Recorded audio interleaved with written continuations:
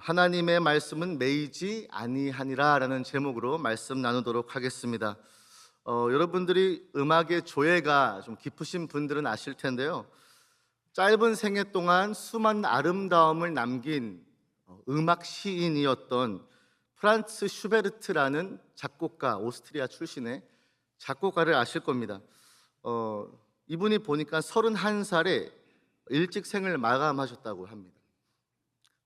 이 슈베르트 작곡가 중에 굉장히 유명한 곡을 하나 소개해드리면서 말씀을 좀 시작하려고 하는데요. 미완성 심포니 교향곡을 혹시 아시는 분들이 있는지 모르겠습니다. 저기 나오죠. 슈베르트의 심포니 넘버 8 in B minor 되어 있죠. 근데 이게 미완성 교향곡이다 해서 unfinished라는 어떤 시제가 붙었습니다. 왜냐하면 보통 악장은 4악장까지 있는데 이 미완성 심포니 교향곡은 한 2악장으로 끝나기 때문입니다. 그의 인생을 닮았죠. 하지만 이 미완성인 것 같아 보였던 슈베르트의 이 Unfinished Symphony가 사실은 많은 사람들에게 사랑을 받고 지금까지도 많은 사람들이 사랑하고 즐겨 듣고 있는 그런 교향곡으로 약간 그런 거죠. 여백의 미를 나타내는, 나머지가 궁금하긴 하지만 이 두 악장만으로도 참 완성도가 높은 아름다운 선율을 보여주고 있어서 지금까지도 사랑을 받고 있습니다. 제가 왜 이 말씀으로 시작하냐면요, 오늘 이 사도행전의 대장정의 막을 내리는 오늘 본문입니다. 그래서 사도행전의 마지막 본문 구절들을 오늘 저희가 봉독을 했고 오늘 말씀을 나누려고 하는데 좀 의미심장한 것 같아요. 저는 말씀을 묵상하면서 약간 미완성같이 느껴질 때도 있었습니다. 그도 그럴 게, 여러분도 아시다시피 사도 바울이 그렇게 고대하고 염원하던 로마에 도착을 했습니다. 그렇죠?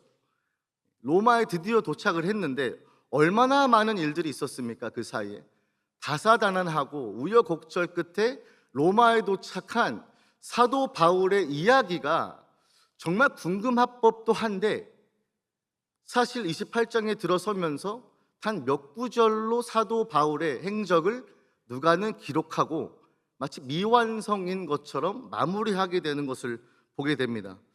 체포되었죠. 끝없는 재판을 받았죠. 그래서 그 사이사이에 암살 계획들이 있었죠. 거친 풍랑을 만나서 지중해에 익사할 뻔했죠. 군인들이 무거운 짐들을 내리기 위해서 풍랑을 만났으니까 죽이자라고 할 정도로 살해를 당할 뻔했죠. 그리고 무엇입니까? 독사에게 물려서 독살 당할 뻔했죠. 그러니까 이런 우여곡절 끝에 도착한 로마이기 때문에 어떤 면에서는 지금 사도 바울이 어떤 식으로 로마에서 행적을 이어갈 것인가에 대한 것이 초미의 관심사가 될 수 있는데, 오늘 말씀을 보면서 급하게 끝났다, 급작스럽게 끝났다라는 생각이 좀 듭니다. Unfinished Symphony 같이요. 자, 그러면 오늘 이 미완성과도 같은 사도행전의 엔딩을 보면서 과연 우리들에게 주시는 말씀은 무엇인지 한번 살펴보도록 하겠습니다. 본문 한번 23절, 저희 첫 절 한번 보도록 하겠습니다. 제가 읽어드립니다. 그들이 날짜를 정하고 그가 유숙하는 집에 많이 오니. 자, 여기 벌써부터 막히죠. 여러분, 그들이 누구게요? 유대인들 제가 들었습니다. 사실은 그들이 날짜를 정하고 하면서부터 저희는 첫 번째 본문 구절부터 막힐 수가 있습니다. 즉, 그들이란 누구냐면요, 지금 한 분 말씀해 주셨는데 바로 유대인들의 높은 자들이었습니다. 사도 바울이 로마에 도착하고 로마에서 자체적으로 생겼던 그 교회에 있었던 성도들에게 환대를 받고 마음의 담대함을 얻지 않습니까? 그 다음에 사도 바울이 가장 먼저 한 일은요, 이방인에게 가서 복음을 전한 것이 아니었습니다. 그가 제일 먼저 청했던 사람들은 유대인들 중에서도 지도자급이었던 높은 자들을 불러 모아서 이야기를 하게 됩니다. 그래서 사도 바울은 그들을 먼저 청한 다음에 열심히 설명을 합니다. 자기가 왜 로마에 오게 되었고 자기가 갖고 있을 법한, 사도 바울이 들었을 법한 오해들을 변명하고 변호하려는 그 취지하에서 유대인들의 리더들을 모아서 먼저 만나기를 시작합니다. 그래서 이렇게 이야기하죠. 내 민족을 고발하려는 것이 아니다. 나는 단지 어떠한 소망에 대해서 이야기하려고 한다라고 하면서 사도행전 28장 20절에 이런 말을 합니다. 28장 20절이요. 이러므로 너희를 보고 함께 이야기하려고 청하였다.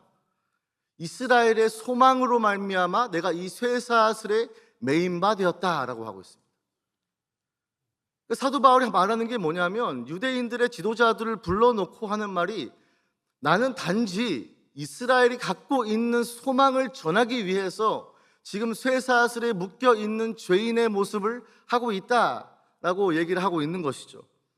이 말을 딱 떼니까 유대인들이 어떻게 반응을 하죠? 우리는 너에 대해서 편지를 받은 적도 없고 유대에서 또 뭐라고 얘기하죠? 너에 대해서 안 좋은 이야기도 들은 적이 없다라고 이야기합니다. 사실은 근데 저는 믿기지가 않아요. 왜냐면 바로 그 뒤에 어떤 말을 하죠? 이 파에 대해서 전하는데 반대가 있다는 것을 그들은 알고 있었기 때문입니다. 전 그래서 이 말을 딱 봤을 때 사도 바울이 무슨 말을 할지 굉장히 궁금하지 않았겠습니까? 우여곡절 끝에 로마에 도착한 사도 바울이 과연 무슨 변호를 할까? 그가 가지고 있는 소망의 이야기는 무엇일까에 대해서 분명히 얘기할 것입니다. 그래서 22절로 넘어갑니다. 그렇다면 대화 중에 이제 유대인들 지도자들이 사도 바울에게 궁금했던 것이 바로 발견이 돼요. 22절입니다. 함께 읽어보겠습니다. 시작. 이에 우리가 너희 사상이 어떠한가 듣고자 하니 이 파에 대하여는 어디서든지 반대를 받는 줄 알기 때문이라 하더라. 그래서 뒤에 부분 보시면요, 사실 유대인 지도자들이 사도 바울이 전하는 것에 대해서 반대를 받고 있다는 것을 이미 들었습니다. 그런데 여기서 중요한 부분이 있죠. 유대인 지도자들은 사도 바울과 만난 다음에 뭘 하고 싶었냐면 사상 검증이었습니다. 사도 바울이 어떤 생각을 갖고 있는지 궁금했던 것이겠죠. 그래서 우리가 너의 사상이 어떠한가, 이게 트로네오라는 히브리어인데, 이 트로네오라는 언어가요 어떤 단어냐면 이런 뜻입니다. 마음을 쓰다, 마음에 품다라는 뜻입니다. 트로네오가. 그래서 영어로는 to set one's mind, to have a mindset라는 뜻이에요. 그러니까 사상이 여러분 어렵고 모호한 개념일 수 있는데 성경이 정의하는, 적어도 이 구절에서 정의하는 이 트로네오에서 말하는 것은 뭐냐면 사도 바울이 마음을 쓰고 있던 것이 있다는 거예요. 사도 바울이 마음에 품고 있었던 것, 사도 바울이 마음으로 세팅하고 있었던 것이 있었다는 것을 이야기하고 있는 것이겠죠. 이거는 이스라엘의 소망과도 연결이 될 것이고, 사도 바울이 지금 일평생 살아가면서 하나님의 은혜 가운데 이 자리 로마까지 와서 자기가 전하려고 하는 그 사상을 오늘 본문부터 시작하게 되는 것입니다. 자, 그러면 과연 이 바울이 마음에 품고 있는 것은 무엇인가? 마음을 쓰고 있는 것은 무엇인가? 그 소망은 무엇인지 한번 오늘 본문을 통하여서 좀 깊게 들어가 보려고 합니다. 다시 본문 23절입니다. 자, 우리는 그들이 해결이 됐죠. 유대인 중에서도 높은 자들이 날짜를 정하고 바울이 유숙하는 집에 많이 모였습니다. 바울이 아침부터 저녁까지 강론하여 하나님의 나라를 증언하고 모세 율법과 선지자의 말들을 가지고 예수에 대하여 권하더라 라고 했습니다. 자, 그러면 사도 바울의 사상은 무엇입니까? 두 가지가 되겠죠. 뭐죠? 하나님의 나라입니다. 그리고 예수입니다. 그가 마음을 세팅했던 곳이 무엇인지 봤더니 오직 하나님의 나라를 증언하는 것에 있었고요, 율법서와 선지자를 통하여서 예수 그리스도를 권하는 그거에만 온전히 마인드가 세팅되어 있었다, 마음을 쓰고 있었다라고 성경은 기록하고 있는 것입니다. 저는 이 부분에서 재밌는 부분이 바로 아침부터 저녁까지였습니다. 여러분, 이 사람은요 정말 하나님 나라와 예수밖에 모르는 사람이었던 것 같습니다. 어떤 사람과 대화를 할 때 여러분 오랫동안 대화할 수 있는 주제들이 여러 가지가 있을 텐데 그 중에서도 여러분은 정말 하나님의 나라와 예수에 대해서 하루 종일 강론할 수 있을 정도로 예수께 빠져 계십니까? 아멘이십니까? 셀 모임에 가는데 시간 가는 줄 모르는데, 시간 가는 줄 모르는 이유가 세상에 재밌는 이야기가 아니라, 세상의 뉴스거리가 아니라 하나님 나라에 대한 이야기가 너무 나에겐 좋아서. 왜냐? 내가 마음을 쓰고 있는 곳이기 때문에, 내 마음이 세팅되어 있는 곳은 예수이기 때문에 시간 가는 줄 모르고 강론할 수 있는 그런 모습이 있는가 한번 잠깐 돌아보게 됩니다.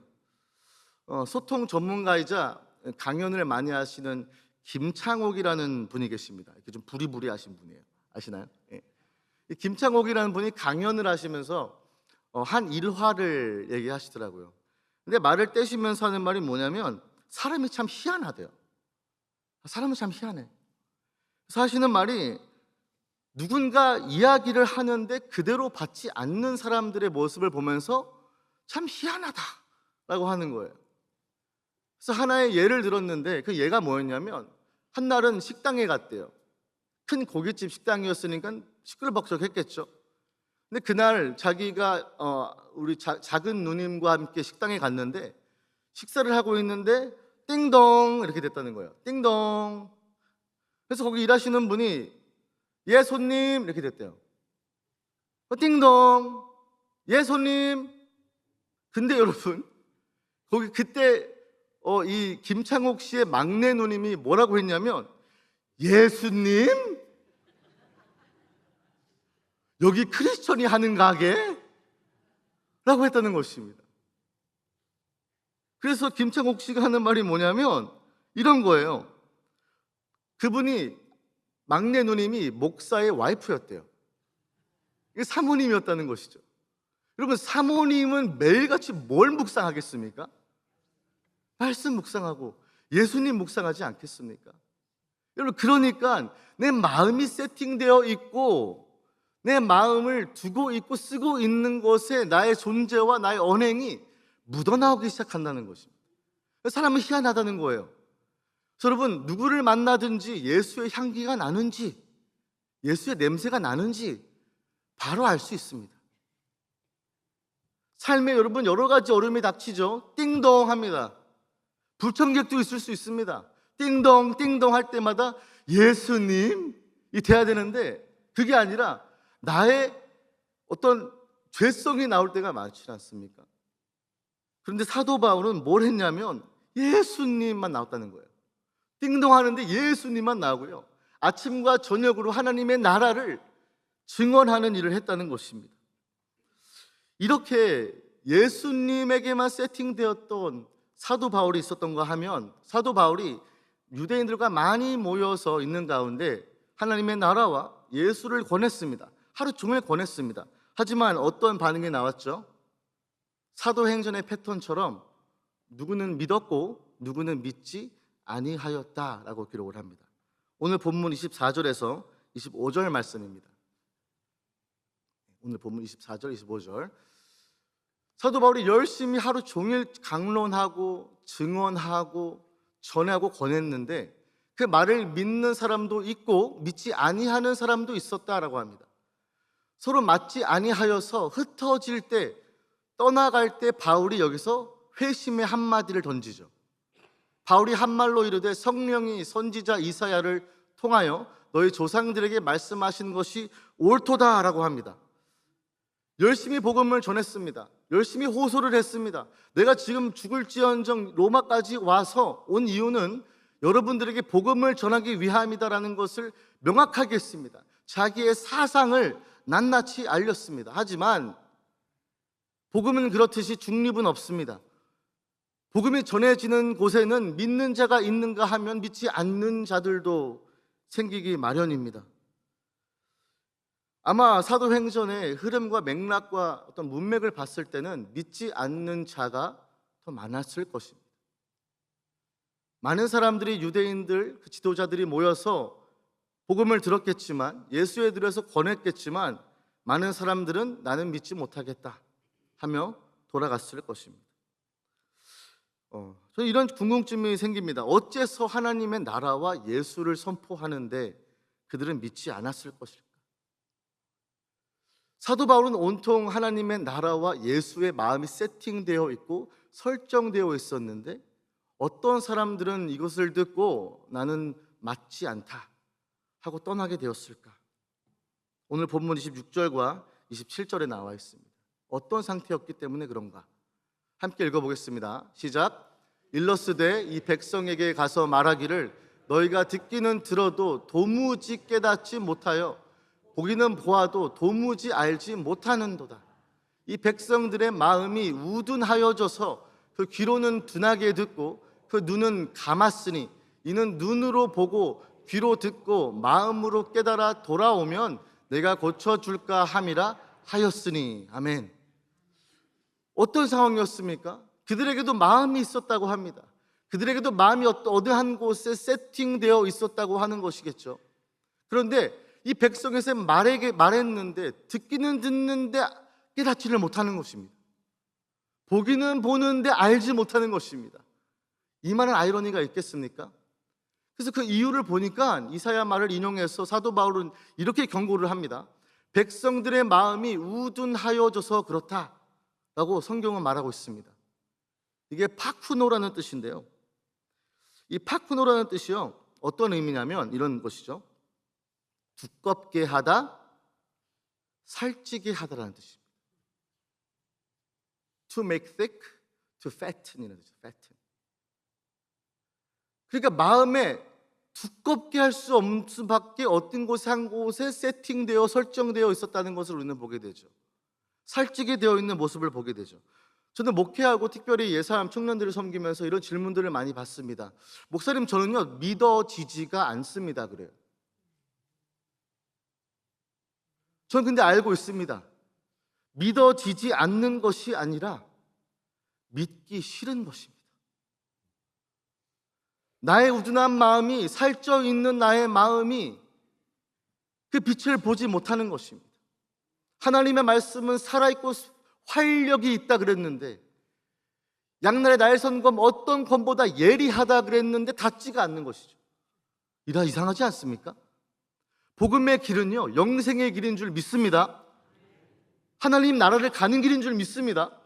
그런데도 불구하고 아이러니한 것은 영생과 천국의 길을 예수 그리스도로 제시하고 알려주고 있는데도 불구하고 믿지를 않겠다고 하는 것이죠.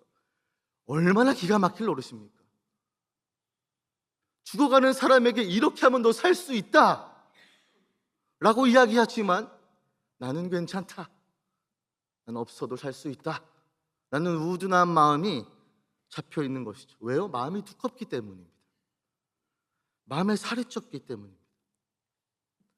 그래서 영어로는 dull이라고 무감각해져 있다라고 이야기합니다. 그럼 무감각해지면 사람이 다치기 마련이지 않습니까? 치과 가보셨죠? 치과에서 마취제만 놔도요 얼얼한데 뭐 음식 먹겠다고 하면은 내 살을 씹고 있을 때도 있습니다. 그 정도로 여러분 무감각해지고 내가 마음이 살쪄서 두꺼워져서 무신경해지면요 나를 해하는 모습을 발견하게 된다는 것입니다. 그래서 저는 이 마음이 살찌는 것이 성경에 또 어디 나왔는가 봤더니 시편 119편에 있더라고요. 시편 119편 69절에서 70절입니다. 보십시오. 교만한 자들이 거짓을 지어 나를 치려하였사오나 나는 전심으로 주의 법도를 지키리이다. 보십시오. 그들의 마음은 살쪄서 기름덩이 같으나. 그럼 마음에 살찐 자는 어떤 자의 모습입니까? 시편 119편에 말하기는 교만한 자라고 설명하고 있습니다. 프라우드한 자라고 이야기하고 있습니다. 구원이 필요 없다, 난 내 스스로 내 인생을 어떻게 이렇게 살 수 있다라고 말하는 자라는 것이겠죠. 하지만 반대로 어떤 자가 마음이 건강한 사람입니까? 어떤 자가 마음이 하나님께 세팅한 자입니까? 주의 법을 즐거워하는 사람입니다. 전심으로 주의 법도를 지키려고 하는 사람이겠죠. 하나님의 말씀 따라 산다고 열심히 싸우고 있는 사람이 우둔한 자, 그런 모습이 아니라 바로 마음이 건강한 사람, 하나님의 나라에 고정되어서 하나님의 주시는 은혜만 공급받음으로 사는 사람이겠죠. 저는 그래서 이 반대의 모습이 무엇일까 좀 고민을 했는데, 묵상하면서 교만한 자의 모습은 마음이 두꺼워지고 살쪄 있는 마치 기름덩이가 된 마음이 같다라면 그 반대의 모습은 무엇일까? 묵상하다가 다니엘이 떠오르더라고요.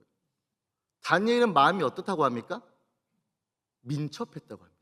재밌는 표현이지 않습니까? 다니엘의 마음은 민첩했다고 해요. 그래서 말씀을 보니까 다니엘 5장 12절 말씀에 이렇게 다니엘을 표현합니다. 왕이 벨드사살이라 이름하는 이 다니엘은 마음이 민첩하고 지식과 총명이 있어 라고 합니다. 그럼 이게 어떤 지식과 총명일까요? 하나님을 아는 지식 아니겠습니까? 하나님을 체험하고 경험해서 알고 있는 그 깨달음이 아니겠습니까? 마음이 우둔한 자는 봐도 알지를 못한다고 합니다. 들어도 깨닫지를 못한다고 합니다. 하지만 여기서 말하는 다니엘의 모습은 민첩한 마음을 가졌기 때문에 He had excellent spirit라고 번역을 합니다. 이 excellent한 spirit을 갖고 있는 이 다니엘의 모습은요, 민첩했다고 해요. 총명이 가득했고 지식이 충만했다고 합니다. 세상의 지식일까요? 아닙니다. 여호와를 아는 지식인 줄 믿습니다. 여러분, 지난주에 말씀이 뭐였습니까? 이 백성이 지식이 없으므로 망하는도다 그랬습니다.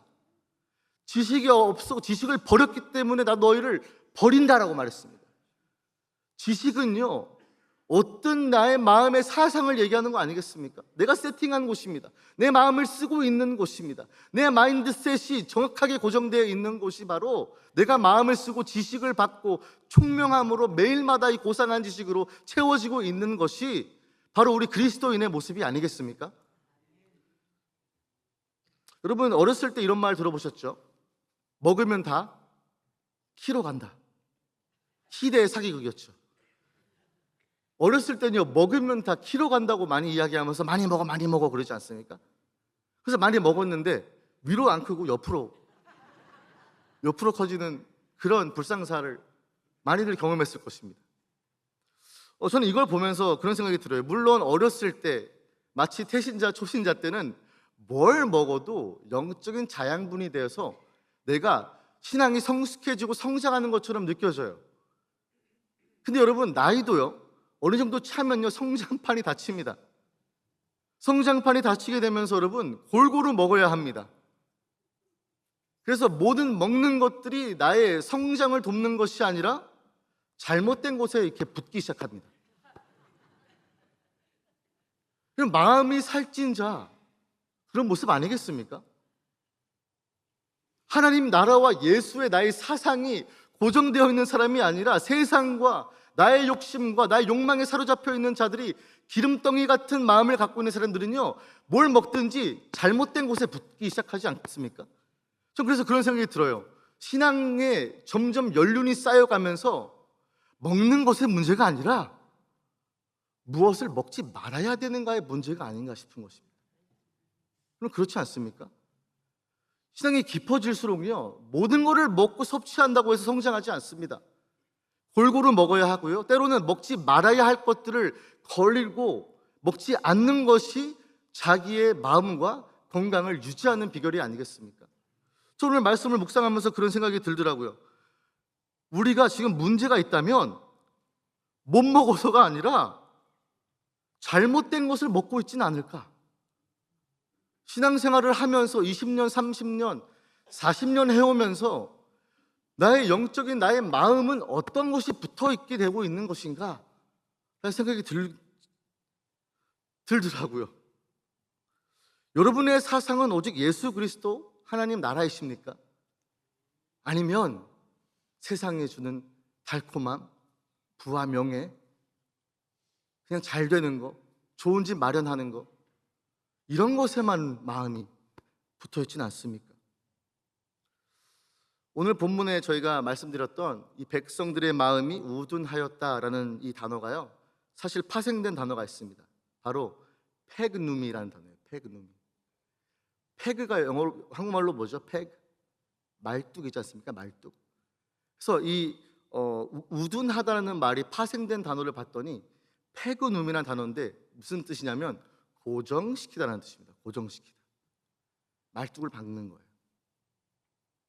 그런 면에서 오늘 주시는 말씀 중에서 제가 픽업한 게 뭐냐면, 우리는 살아가면서 다른 것에 고정하고 말뚝을 박을 때가 많은 것 같아요.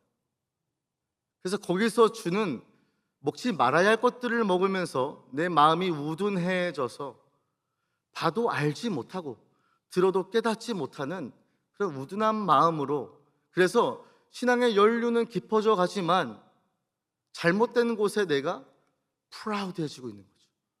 교만한 마음이 불쑥불쑥 나의 마음속에 사로잡혀 있는 것이죠.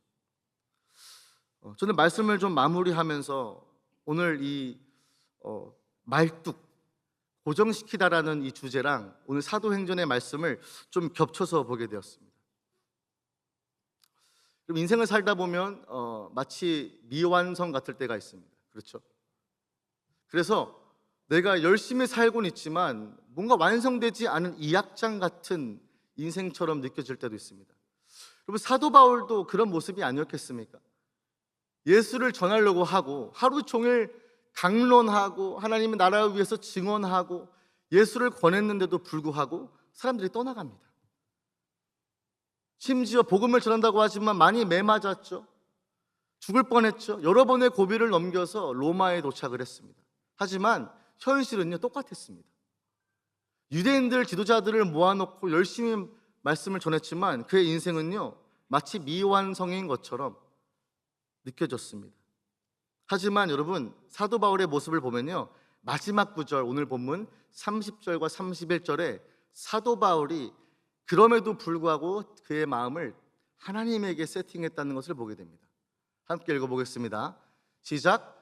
바울이 온 이태를 자기 셋집에 머물면서 자기에게 오는 사람을 다 영접하고 하나님의 나라를 전파하며 주 예수 그리스도에 관한 모든 것을 담대하게 거침없이 가르치더라. 아멘. 이게 다른 거예요, 여러분.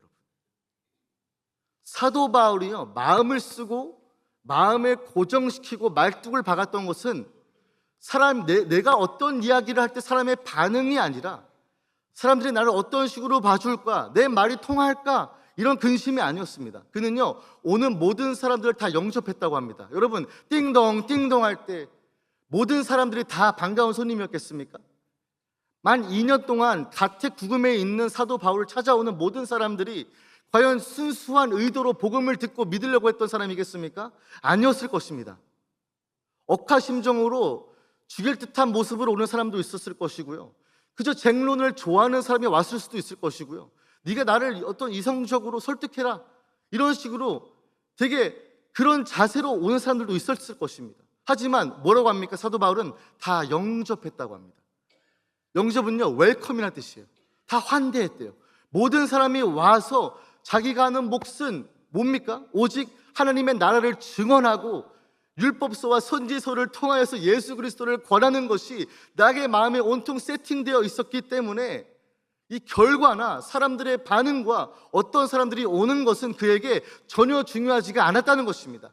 그래서 마지막 절에 기록하죠. 누가는요, 하나님의 나라를 전파했대요. 주 예수 그리스도에 관한 모든 것을 담대하고 거침없이 가르쳤다고 합니다. 할렐루야. 이런 모습이요, 하나님의 나라와 예수 그리스도에게 고정시킨 사람만이 갖고 있는, 그래서 내 인생의 상황과 어떤 어려운 상태 때문에 미완성이라고 하는 것이 아니라 나의 인생은 예수 그리스도께서 그 십자가의 선상에서 뭐라고 하셨습니까? It is finished. 다 끝났다, 다 이루었다. 그래서 우리의 인생이 unfinished symphony가 아니라 예수 그리스도께서 It is finished, 다 이루었다라는 그 능력의 말씀, 복음의 말씀을 신뢰하고 나아가는 저와 여러분이 되시기를 주님의 이름으로 축복합니다. 그래서 사도 바울이 마지막으로 디모데후서 2장 9절에 이런 말을 합니다. 복음으로 말미암아 내가 죄인과 같이 매이는 데까지 고난을 받았으나 하나님의 말씀은 매이지 아니하니라. 여러분, 하나님의 말씀은 매이지 아니하시는 줄 믿으시기 바랍니다. 그렇게 우리의 인생이요, 상황과 여건과 어려움 속에 있다고 할지라도 미완성의 인생이 아닙니다. 왜냐하면 하나님은 지금도 일하고 계시기 때문입니다. 하나님은 말씀에 매이지 아니하십니다. 말씀이 떠나간 곳에 땅에 떨어지는 것이 아니라 그 말씀은 성취되는 줄 믿습니다. 누가가 오늘 이 사도행전을 끝내면서 왜 이렇게 급하게 끝냈을까? 왜 급작스러운 엔딩이 되었을까 생각했더니요, 저는 생각이 변환이 왔습니다. 사도행전은 사도 바울의 전기가 아니었습니다. 사도 바울의 바이오그래피가 아니라는 것입니다. 그럼 뭐가 주인공입니까? 성령 하나님께서 하나님의 말씀을 통하여서 매이지 아니하고 끝까지 열방까지 선포되는 살아 운동력 있는 하나님의 말씀이 주인공이 된다는 것을 누가는 이야기하고 싶었던 것입니다. 그래서 우리가 무엇을 위로를 받을 수 있습니까? 하나님의 나라를 증언하고 예수를 권하는 것이 우리의 사명이고, 우리가 항상 세팅하고 마인드셋을 갖고 살아야 한다는 것을 격려해 주고 있는 것입니다. 그래서 어떤 상황일지라도, 어떤 환경일지라도 내가 담대하고 거침없이 얻는 이유는 나의 능력도 아니고 내가 결과를 만들어내는 것도 아니고 상황이 잘 풀려서가 아니라 하나님의 말씀은 매이지 아니하니라. 나는 그 신뢰와 능력으로 사는 저와 여러분 되시기를 주님의 이름으로 축복합니다.